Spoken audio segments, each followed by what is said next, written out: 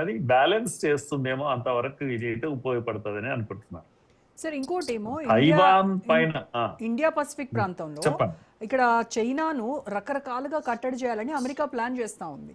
So ఆ ప్లాన్స్లో భాగంగానే ఇటు జపాన్ని కూడా ఒక ప్రధాన సైనిక పావుగా ఏమైనా వాడుకుంటోందా అమెరికా? అందుకోసమనే అమెరికా అడుగుజాడల్లోనే జపాన్ ఏమన్నా నడుస్తోందా? అమెరికాకు ఒకటేమో చైనాను కట్టడి చేయాలి, ఇండియాను కట్టడి చేయాలి. కనుక ఇవన్నీ వ్యూహం అమెరికాకు ఎలాగూ ఉంది. కానీ జపాన్ ఇండిపెండెంట్ గా నిలబడడం అనేది అమెరికాకు అంత ఇష్టమైనటువంటి పని ఏం కాదు. ఏదైనా ఉంటే తన పైన డిపెండ్ కావాలి.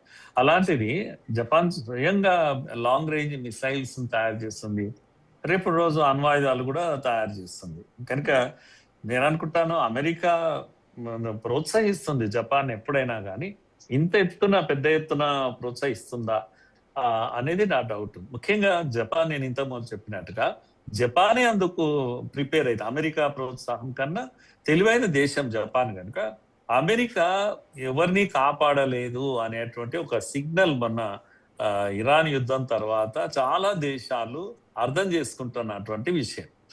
అందుకే ఎంతో కాలం అమెరికాతో కాదు మనకు కావాల్సింది, ఇప్పుడు మనమే. అందుకే మీరు జపాన్ అనేది దేనికి ప్రసిద్ధమా? ఒక శాంతికి ప్రసిద్ధి, అహింసకు ప్రసిద్ధి, యుద్ధ వ్యతిరేకమైన విధానాలకు ప్రసిద్ధి జపాన్. అలాంటిది ఇప్పుడు యుద్ధానికి ప్రిపేర్ అవుతుంది. శక్తివంతమైన ఒక సైనిక దేశంగా ఎదగాలనేటువంటి గట్టి ప్రయత్నం చేస్తుంది.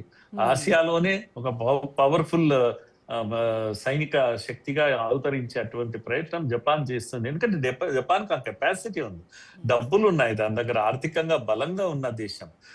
కావాలంటే ఎన్ని ఆయుధాలైనా సమకూర్చుకోగలుగుతాను. సో ఇలాంటి ఒక పరిస్థితి ఉంది. కనుక జపాన్ బలపడడం అనేది భారత్ కు మాత్రం ఏ రోజు థ్రెట్ కాదు. మనకు ఎలాంటి సమస్య లేదు. మనకైతే మంచిది.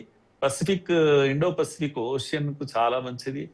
సో ఆ రకంగా మనం చూస్తున్నాం. ఏ రోజు కూడా జపాన్ మనకు నెగిటివ్ గా మనం ఎన్నడూ చూడలేదు.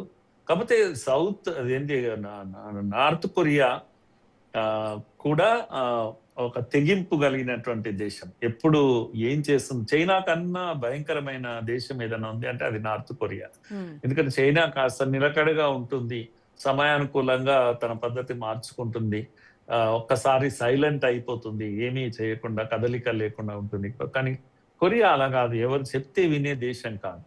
కనుక కొరియా ఎప్పుడు ఏ చర్య తీసుకుంటుంది అని అర్థం కానిటువంటి దేశం కనుక కొరియాను చాలా పెద్ద థ్రెట్ గానే చూస్తుంది జపాన్ మాత్రం.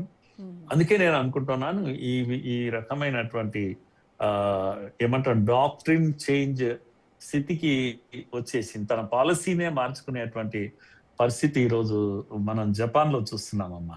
ఓకే సార్, ఇప్పుడు ఈ భారత్, జపాన్, అమెరికా, ఆస్ట్రేలియా ఈ క్వాడ్ కూటమి ఏదైతే ఉందో ఇది చైనాను అడ్డుకోవడంలో